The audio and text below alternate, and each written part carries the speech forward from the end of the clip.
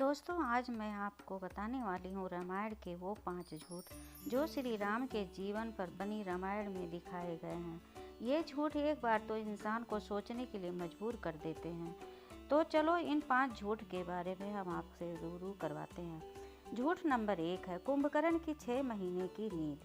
तो कुंभकर्ण, आपने रामायण में कुंभकर्ण को देखा होगा। उसके बारे में बताया गया था कि वो 6 महीने सोता था और 6 महीने जागता था। लेकिन ये सबसे बड़ा झूठ है।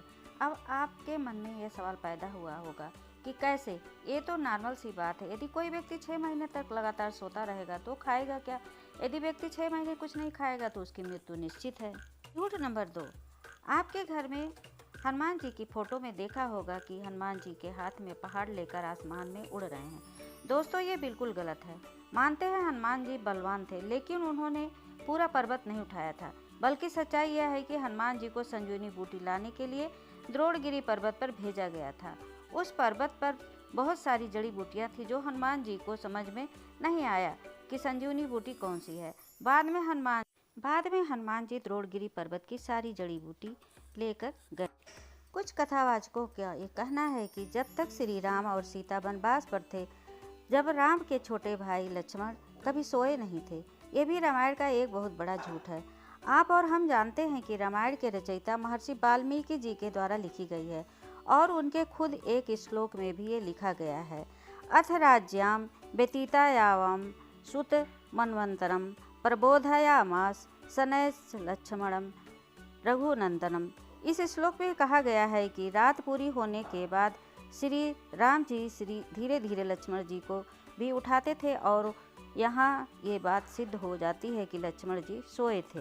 कहा गया है राम सेतु पत्थर तैरते हैं, पर यह बिल्कुल गलत है। एक श्लोक है जिसमें कहा गया है कि विशाल और महाबली हस्तियों ने बड़े बड़े पत्थर और पर्वतों को तोड़कर समुद्र तट पर लाना शुरू किया था। इस श्लोक में ऐसी कोई बात नहीं कही गई है।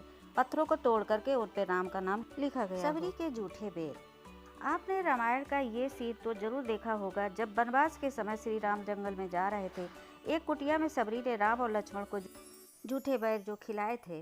तो चलिए हम महर्षि वाल्मीकि द्वारा रचित रामायण के अरण्यकांड के श्लोक में पढ़ते हैं। मया तु विधिमं वन सचितम पुरुषवर्भम सत्वार्थे पुरुष व्याघ्र परम पंपा यास्ति संभव। यानी कि सबरी ने श्री राम और लक्ष्मण को पुरुषेत्र में श्रेष्ठ मानकर अतिथि सत्कार किया था। सबरी जो फल व पंपा सरोवर के पास एक वन से तोड़ कर लाई थी, उसी से राम और लक्ष्मण का स्वागत किया था। तो दोस्तों, हमारा वीडियो अगर पसंद आए तो आप लाइक शेयर कमेंट जरूर करिए और बेल आइकन जरूर बजा दीजिए सब्सक्राइब करके, जिससे हमारा आने वाला वीडियो फिर